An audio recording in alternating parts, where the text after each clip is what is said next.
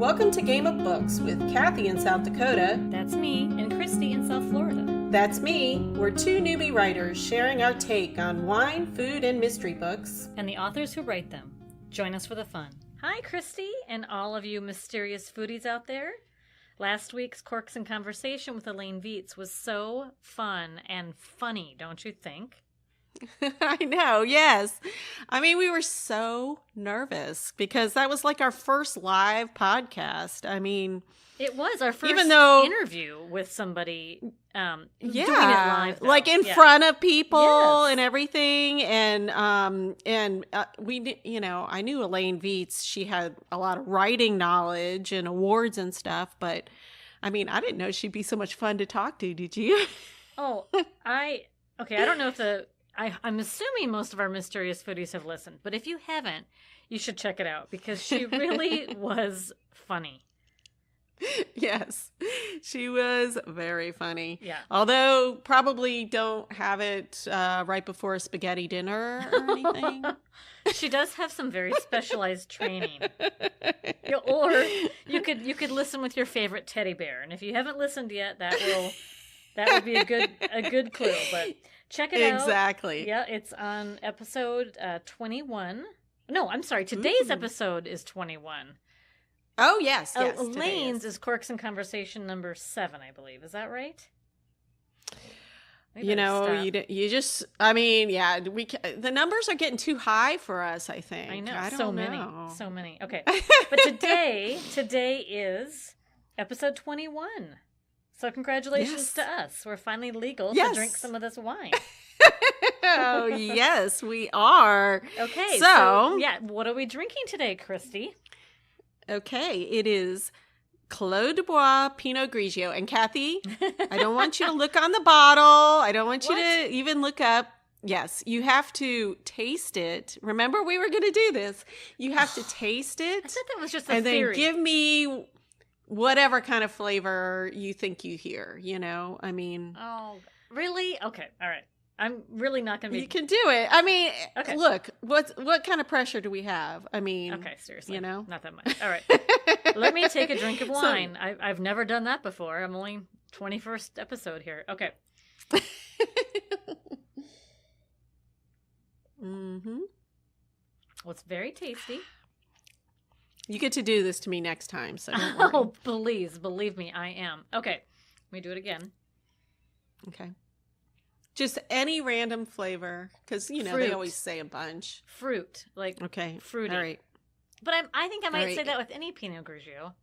Yes, you might have to narrow the fruit down because there is a wide range of fruits. Really? Yeah, why? Anything else? Don't you think that's specific enough? I mean, come on. Okay. I mean, because they say a bunch of stuff, so I was just wondering if you had any other notes. I was going to say a flower, like elderflower. Okay. Oh my gosh, you are such an expert. We should really, really, really go to sommelier school or something because this is the tasting notes. Our Pinot Grigio exhibits aromas of white peach, melon, and pink grapefruit with delicate floral notes. See, there you go. Okay. And the wine has a vibrant, lively acidity with bright citrus flavors of lime zest, grapefruit, and stone fruit. Wow. With hints of minerality and a long, crisp finish. Minerality? What is minerality? It's like dirt. That's awesome. But dirt doesn't come across that nice, especially after that lovely description. Well, I would think it would be like something like, I don't know, calcium. Maybe that's a mineral. There's a lot of minerals out there, but I don't know what they're trying to say. Come on, pull your science degree out. I know. I had a chemistry major, and I'm like, minerality. Well, it's not helium, so. Well, it is. I'm very proud of myself, I have to tell you. Mm-hmm. I'm going to take another drink. I'm proud of you, too. I can't wait to try myself because I have a feeling I'm not going to be that good at it, but whatever. Well, we'll see. Stay tuned. We'll see. Mm-hmm. We'll see. Anyway. Oh, yes. So... Cathi. Yes, Christy.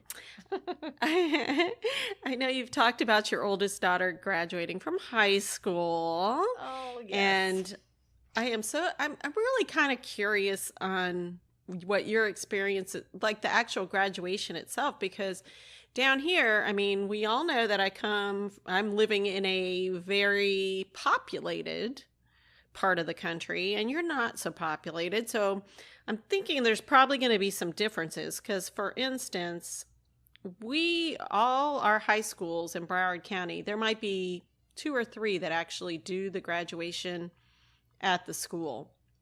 The rest of them go to either there's a couple small colleges that have, Sure. Auditoriums, Mm-hmm. or the Performing Arts Center in, Broward County. They have, a Performing Arts Center. And one, even Stoneman Douglas this year, because we all know Stoneman Douglas now. Yes. Theirs is at the BB&T Center, which is like where, huge concerts are and stuff. So they, in addition to that, it's like a rotation. So every 2 hours. So starting on Saturdays and Sundays, they start as early as, I believe, 8 o'clock in the morning, 8 or 9 in the morning. Oh, to accommodate and they have a graduate. Is that to accommodate all the high schools in the area? Okay. Yep. So they'll have, a graduation at 8, a graduation at 11, a graduation at, say, 3, and then one at 7. Yeah. And so, like, when you come out, you all come out, and then there's people out there outside, because, it's outside in Florida. We're coming outside, and they're like shooing us. They're like, you need to keep moving. Everybody's trying to take pictures and hug each other because the next group is trying to get in for their graduation. To get seats and everything. Oh, that's interesting. Yeah. Well, so we do utilize a large arena conference center in town, just because our my daughter's graduating class is 250 or right below that. So it's actually pretty small. That's a big difference. Yeah. And it's a smaller class. We have larger classes coming, but even with that, it would be very hard to accommodate all of them and, all the families and everything in our high school auditorium. So we do go to what's called the Swiftel Center. And it's a very large venue. They have concerts and that kind of thing. So, but we only have one high school in Brookings. So it's the only event out there. So that is on our high school. See, that reminds me of my high school experience. Yeah, because I was in a small town. It's a very small town, and which I love. And I have a funny small town story for you I was going to tell you about, so don't let me forget. But so the graduation for our high school is always 2:00 on Sunday of Memorial Day weekend. That's just kind of the tradition. Oh, wow. Yeah. So that's so cool. It is, because you have it planned way ahead of time. When it is. We didn't even know until like a few weeks before. They kind of just had the day or the general area. Yeah. So that's really nice. And it's nice to have it on the Memorial Day weekend so people who have families coming, it's...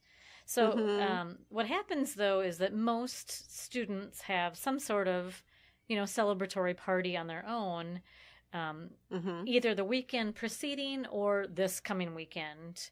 And that's what we're doing. So we're having a party to celebrate Friday evening, and then the graduation ceremony is on Sunday afternoon. And then we have lots of other parties, to go to throughout the weekend. So... and my little neighborhood, it's a pretty small little neighborhood, and we have several graduates each year because all the kids kind of grew up at the same age. And so I think we have 4 kids in our, I'm talking like one little road. There's 4 kids. And so usually the neighbors will kind of converse, and say, when's your party? So we don't completely clog the neighborhood with cars. So it's very small town, and I love that. So good. Very excited. Did you combine your party with any other kids? We did not. Like any of their friends? No, we did not. But a lot of people do that, which I think is a great idea. Because it's a lot of work and a lot of expense, and I think it's a wonderful idea if you can make that mesh. So Right. we're excited to celebrate.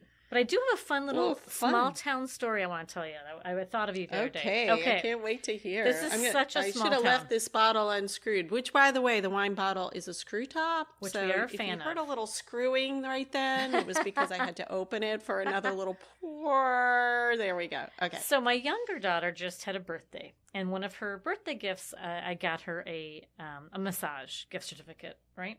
Oh my gosh, has she had one before? Yeah, she has. Okay. And You guys are so progressive up there. Apparently we are. And so I had called this place to, get her massage certificate. And she said, and this is a new place I hadn't tried before. So this woman did not know me. And she said, okay, well, I'm busy all day tomorrow doing massages, but I'll just leave the front door open because she's kind of a one-woman show. She doesn't have a receptionist or anything. So she just left the front door of her business open, left the gift certificate for me, sitting on the counter with my name with a sticky note. And she's like, just leave me a check. Oh my God. And just leave me a check. And oh my God. that'll be good. And I thought, this is a great story to tell Christy because that's very normal for Brookings and small town South Dakota. And I bet you could not do that in Florida. No, not in a million years. I mean, yeah, it's such a different environment. Yeah, isn't that funny? You're right. Yeah, so Yeah, I thought you'd enjoy that. I know, because people are like worried if something's going to be stolen from my front door and my interior corridor with locked outer doors, Yeah, like, yeah, it's funny. All right, so let's take another quick sip of wine, but I'm really excited to talk about our book today. So yes, let me enjoy my notes of grapefruit here. Yeah, it's a very nice Pinot Grigio. Yes. So we are talking about, our book today is Runaway by Harlan Coben.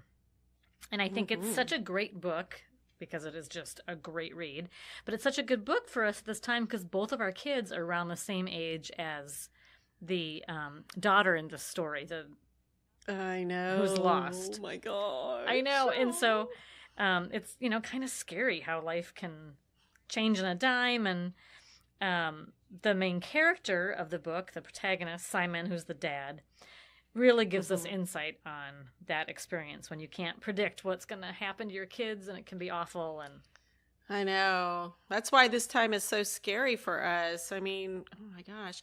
And I mean, it's been really kind of a roller coaster because the last book was Saving Megan. And now this is Runaway. And they're both like really like they hit at mom's hearts, don't they? Well, I was hesitant to read. I mean, I wasn't hesitant, but I had pause at both of the concepts because it did hit home, and I was like, "Oh, yuck," I know. Yeah. So, and they were really good, but they really made you think. And maybe you're just gonna have to give us some yoga techniques to calm us, some breathing techniques. Yes, I can do that now. Okay, I can do that. Okay, so let's talk a little bit more about Runaway, shall we? And Mr. Harlan Coben. Oh, so yes. If you... Everybody knows who he is, right? Well, I'm going to guess so, okay? But if not, you really need to look into this. So Harlan Coben is a very prolific writer. He has over 70 million books in print. Oh, my gosh. Yeah. I just can't even picture. Oh, my so gosh. he has... I'm going to say it's in the upper 20s as far as novels that are out there. I read the number and I can't recall now. It was just so many that it seemed very impressive. Insurmountable, right? And I think there's 2 series in his books, but he also has lots of standalones. And this one is a standalone. It's meaning it doesn't have any other preceding books connected to it, right? He also is works on 2 series for Netflix. I didn't know if you knew that. Oh, wow. Yeah. No, I didn't. I've heard of both of them. I have not watched either, but they're definitely on my list now. He is writing one called Safe, and the other is called The Five. And they both are on Netflix right now. Well, I have Netflix. Well, there you I'm go. gonna watch them. Yeah. Are they scary or what? I'm not. You don't know. I'm not sure about the premise of them. I I'll would tell imagine ya. they're thrillers. I mean, that's my guess.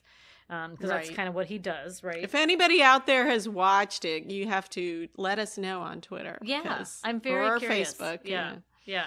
And so he also is he's turning one of his books into a movie with Netflix right now, and they're apparently working on that currently. So that'll be really interesting. Too cool. Yep. Yeah. And if you don't follow him on social media, I personally think he's worth following. I follow him on Instagram. I suppose you follow him probably on Twitter. But actually, I don't know. I mean, I think Game of Books does, but I think I should personally because So on Instagram, he does a lot of dad humor, which I just think is fun, hilarious. And he does a lot of stuff with other writers too. Just lots of communication. He seems to be good friends with Emily Giffen, who's a really prolific and successful writer, and they really banter back and forth, and I just think he's really funny. So, and he also posts pictures of his dog, and I will get back to that a little bit later. So anyway, that's Harlan, and I just think he'd be a blast to talk to. So I really hope we can. Talk to him. Fingers crossed. Yeah, he's going to be at Thriller Fest this year. I believe he's being honored. Okay. Yes. So there we go. Yes. So Runaway is just the quick and dirty version, right? There's this family. Dad, very traditionally normal seeming family. Is that a fair thing to say, right? Yeah, I think so. I think they're, like us. Well, they're, functioning. They have jobs. They have kids. And unfortunately, no real craziness going on. No, not until now. Their older daughter, unfortunately, is addicted to drugs. She has a terrible addiction problem, and on top of that, she has an abusive boyfriend who helps keep her away from them. She doesn't want anything to do with her family. And they'd lost touch with her for a few years. In a chance meeting, the dad finds out where she's at. It's kind of the opening scene of the book. And we're going to do a very good job of not giving away any spoilers, by the way, because that's good. And then he goes after her. Because everybody needs to read it. You do. Really, it's so good. And he goes after her, and she runs away. And so what are you to do as a parent, right? I mean, he can't just let her go. Right. And so he starts following her into this very dark life that she's involved in. And they basically go down the rabbit hole, right? I mean, it's just down the rabbit hole. Yeah. So I can't even imagine. I can't either, but man, I just thought this was one of my favorite books we've read together. Riveting. Yeah, I really like this one. So one of the things I really wanted to talk to you about in this book is at one scene, pretty not too far down into the book, he ends up where she has been living at some point, and it's a pretty depressing scene, obviously, as you can imagine. And he starts questioning every single thing, that he did as a parent that could have possibly caused her to be there, or what if he did something different that would have maybe changed the trajectory of her life and her her drug habit and addiction. And he mentions specifically the butterfly effect. And I am fascinated by the butterfly effect. Is this something you've ever heard of before? I have heard of it. I figured you had. So the concept is, it's kind of I guess, chaos theory studies it. And it's a weather thing too. But the concept is, right, that any little thing, it's a metaphor for life, right? That any small event can have huge effects, and you never know what's going to happen. Right, like a butterfly across the world flaps its wings, adds to the wind, and the other side of the world, something happens based on that. Right. Can it cause a big, basically, huge event? And so I just think that's a fascinating conversation anyway. Although it's haunting, right? When you talk about doesn't it hit you really hard? I have those thoughts all the time. Yeah. Well, especially in regard to parenting. I mean, I certainly have them in my own life, but parenting. Right. No, parenting, yes. That's the main thing. And it's usually in the middle of the night. Of course. Making sleep so easy to come. I know. And you're sitting there going, maybe the reason why they're doing this is because that one time I fed them fish and they thought it was chicken or something. I don't know. I mean, it could be the smallest thing, and you're like going, I ruined them. Hopefully not. No. But you know what I do find?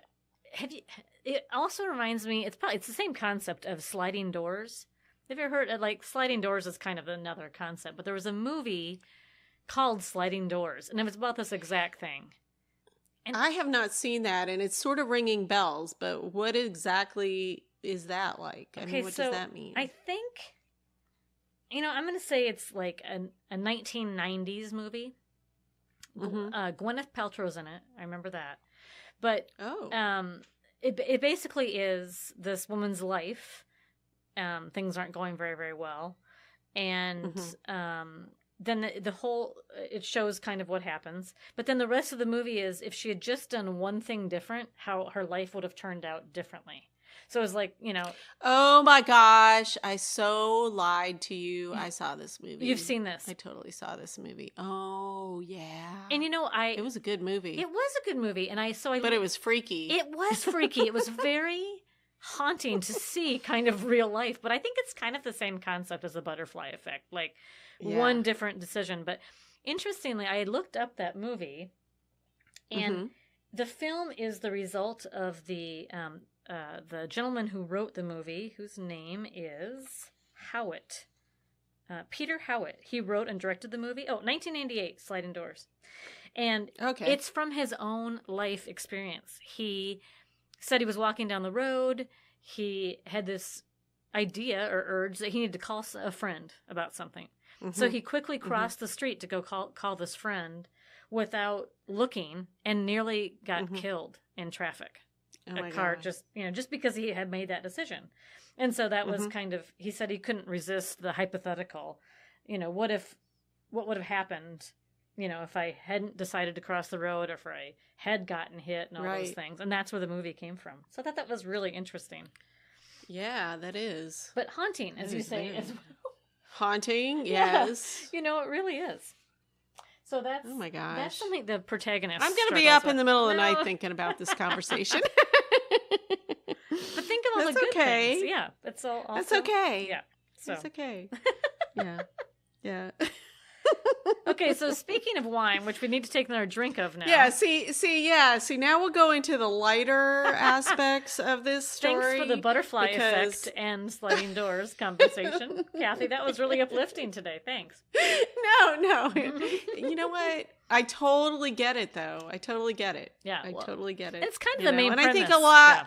I think everybody out there listening kind of gets it too, and even people who aren't parents get it because, it happens in relationships, it happens in everything. Right. So. Yeah. Yep. Okay. Anyway. Yeah. So tell me, should we go on to the wine? How did that play into the story or the food? Like, what got you picking this Pinot Grigio? Okay, so I'll preface it with there was no wine drinking in general that I saw in the book. No. I don't know if you remembered any. I mean, there might have been a beer here and there, maybe a thought about having a glass of wine, but they were pretty much intense. But there was one scene where a character talked about a meal. And it was grilled Dorado with walnuts and parsley pesto. Mm-hmm. And I don't know if you remember that. I do remember that. Yes, it was really.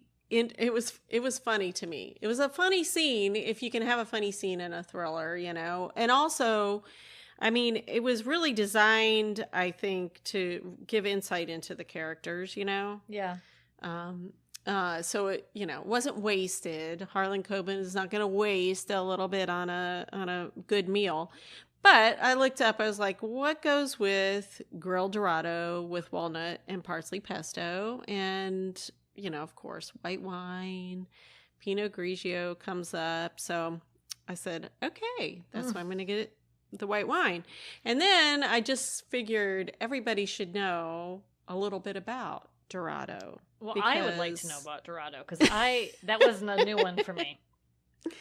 Okay, so in the scene, the character is recalling in her childhood that the Dorado fish made her father think that his car, which was the Cadillac El Dorado, was named after a fish, and so he got very upset and wanted to get rid of the car. So I was like, well, gosh, what is the Cadillac El Dorado named after? And the other character knew that it was named after this legendary story about gold in South America. I mean, if you do a little research on it, it's very convoluted, but it's like mythological. And apparently, I mean, I never even realized this, but El Dorado, it's kind of right. It's like a metaphor often used, like the Holy Grail, and so that's why they named the car that. But the fish, which is the Dorado fish, has many names. Okay, and in the Pacific Ocean area, it's called Mahi Mahi. Oh. That's what in I'm South familiar America, it's called Dorado. And then, I guess probably named after El Dorado, I don't know. And then in my area, in the Atlantic and the southern area, which this is a very prolific fish here, it's called dolphin. But it's a fish, not the mammal. Right. But we've started adopting Mahi Mahi down here. Some restaurants will still have dolphin. Some have Mahi Mahi just because, tourists are going to be like, what? I'm eating a dolphin? Right. And no, it's a fish, and it's a beautiful fish. I mean, it's so, so colorful. I have caught it's got a Mahi Mahi. Or a Dorado. Have you? Or a dolphin. Have you? And have you? I have, all three. Deep sea fishing in Florida, in fact. And what did they call it there? We called it Mahi Mahi. Oh, interesting. But so maybe, that might be... The fishermen on the boat called it Mahi Mahi. Well, I don't know. It was a while ago, in fairness. I was much younger. Well, I just am asking is because I remember my sister-in-law once said, oh, I caught a Dorado. And that, she was like off Mexico fishing or something. And I was like, at that time, I think I probably had to look it up in a book or something. I mean, to be fair, I have a marine biology degree, so I probably looked it up, at one of our books there. But I was like, what the heck is a Dorado? And then I realized it's the same fish that we have here that we call dolphin. And then the Mahi Mahi started coming into the picture. So interesting. Mahi Mahi is very nice sounding. Mahi Mahi makes it sound fun. Yes. Yeah, and I think that's the general adopted, there's only a few places that'll still, restaurants might still say dolphin, just maybe to be colorful, but otherwise they usually put Mahi Mahi. And, so they were eating this grilled Dorado, which is Mahi Mahi, with walnuts and parsley pesto. So guess what? I'm making it tonight. Are you really? Oh, that sounds yes, good. Indeed. I already made the walnuts and parsley pesto. That sounds delicious. Wish I was there. I know. I wish you were too. Because I'll feed my daughter. So she'll enjoy it. Yes. But anyway, so that's where it all came into play. Well, I'm so glad to know that. I did not know that. Yep. There you go. All right. Okay. Another sip. Sip, and we're on to... Oh, yes. You get to do the writer's perspective this week. I have to tell you. And I have no idea what you're doing. So this wasn't even hard because when we divvy these up, we each decide who's doing what. And I was thrilled to get the writer's perspective for this book because I have something that Harlan Coben wrote on my bulletin board above my writing desk, and it is called 5 Writing Tips by Harlan Coben. You are a rock star. And so I thought, I am bringing this to talk to Christy about because that's just it. It's like a no-brainer. So it's really, really quick and easy 5 tips. I'm going to go through them, and I want your thoughts on them quick, okay? Okay. By the way, this was published in Publishers Weekly in 2017. So you can find this very easily, writers. All right, so number 1, Yeah. he says, you can always fix bad pages, but you can't fix no pages. So just write and try to turn off the, here's my favorite, voice of doom that paralyzes you. I am so guilty of that. Doom, the voice of doom. I am so guilty of that. Right. You are so right. Yeah, so that's just, but it's just so obvious, and he just makes it so easy. Mm-hmm. Number 2, Mm-hmm. never try to jump on a trend. He said by the time you write it, yeah, the trend is over. And so and that's another thing that can be tempting for a lot of writers. They could be like, oh my gosh, whatever is going on right now. Yeah. Yeah, for sure. You just have to get lucky on that. Just write what you want. Yep. And that's what he said. Write what you love and really believe in. Okay, so number 3. This is getting better. Write like there's a knife against your throat. And I've always thought, should I I'm bring glad a knife he didn't in here? say like a double-edged serrated knife from. He said, the knife is right there, and if you bore us, flick, you're dead. Write with that kind of energy. Make every word count. Oh, that's such a good one. It is. is. I've never heard that. Oh my gosh. I know, and it just cracks me up because I mean, there are times, believe me, with what I'm writing, most of the time it's just boring and bleh. And so I think, okay, knife against the throat. Okay, number 4. This is very inspirational for new writers, I think. The distance is nothing. It's only the first step that is difficult. And he said, I don't know who originally said this, but the first word you write each day is the hardest. The second word is the second hardest, and so on. So once you start, it does. That is so true. Isn't that true? I mean, I just kind of got goosebumps because I'm like, you have to keep remembering that because it's the fact that you get, everybody says, oh, you got to sit down, you got to write. But when you do that, you're like, oh man, I have so many things I want to do and I got to do and I got this going on. And so then you sit down, but you write the first word and then you're like, oh, this is kind of good. And then the next one. And then you're like, shoot, I don't want to do anything else. Right. And I love that it's that Harlan Coben gives us advice because you would think at this point in his career, he wouldn't even think about the voice of doom but it's hard for every writer. And it's easy. Right. It's easy to forget. Because you're creating, and and you never know if it's going to be good or not. You're just like putting yourself out there, really. Yeah. So number 5, the last one, I'm actually quite good at. He says, there are days you just can't write, so you should fill them with self-loathing. And I've got the self-loathing down. He says, okay, this is my favorite. What, Snowflake? You wanted me to tell you it's okay to feel this way? It's not. And on the days I'm not writing, I'm racked with guilt and self-hatred. If you're not, try another profession. I know. But that's why we drink so much wine, damn it. So I'm going to take this home now and put this back up on my bulletin board above my desk. Okay. I hope you post that on our blog so everybody can print it out and post it. I will. It's really... That was great, Cathi. Thanks. I really enjoyed that. Thank you. So I'm really happy to have talked about Runaway, and it's definitely going on one of my favorites on my shelves. And what do you think about the wine?